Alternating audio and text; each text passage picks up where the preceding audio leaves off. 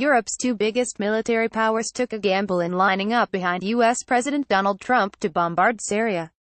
Now they need to make sure it doesn't backfire. Critics swiftly accused Britain and France of playing loyal deputies to an unpredictable American leader, viewed by many in Europe with suspicion or outright scorn.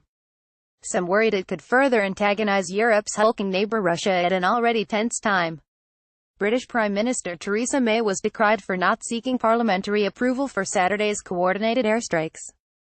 French President Emmanuel Macron was accused of compromising the independence of a country that famously stayed out of former U.S. President George W. Bush's 2003 invasion of Iraq. And worst of all, Saturday's one-shot military operation may not substantially change the course of the war in Syria. Yet the coordinated bombings tapped into the prevailing mood among leaders of the two powers, who are united in a sense that something had to be done to stop Syrian President Bashar Assad's government from repeatedly using chemical weapons. We have seen the harrowing images of men, women and children lying dead with foam in their mouths, May told reporters. These were innocent families who, at the time this chemical weapon was unleashed, were seeking shelter underground. This must be stopped. Boosters see the attack as a way to keep European voices heard in Syria's increasingly globalized civil war. And some even hope that Saturday's rain of cruise missiles could push all sides closer to the negotiating table and an eventual end to the war.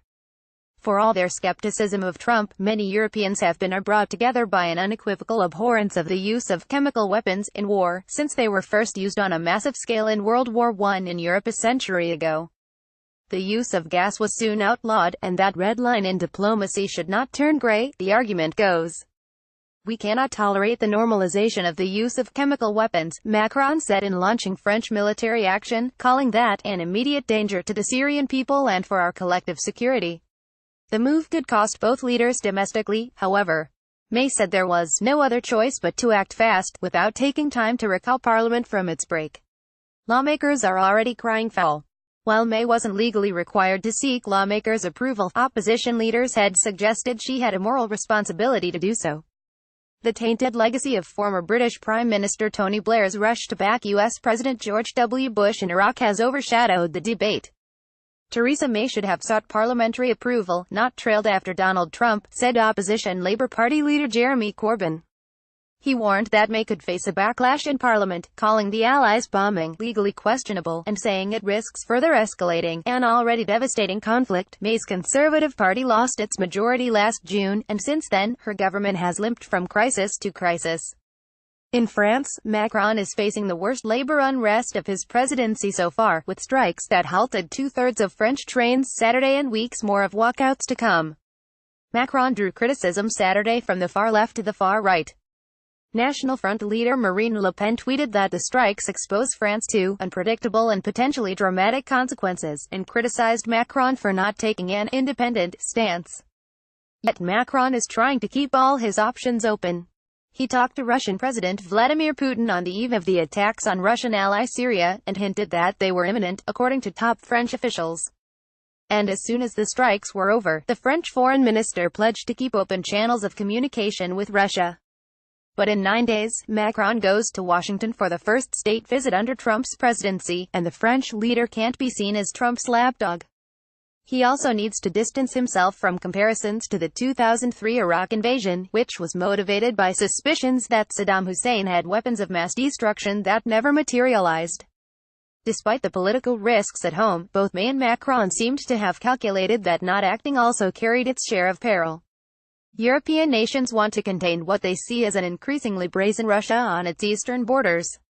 From the annexation of the Ukrainian peninsula of Crimea in 2014 to cyberattacks, suspected meddling in elections and the Salisbury nerve agent attack on a former spy, they see Russia as an unchecked force that can cause panic in Europe.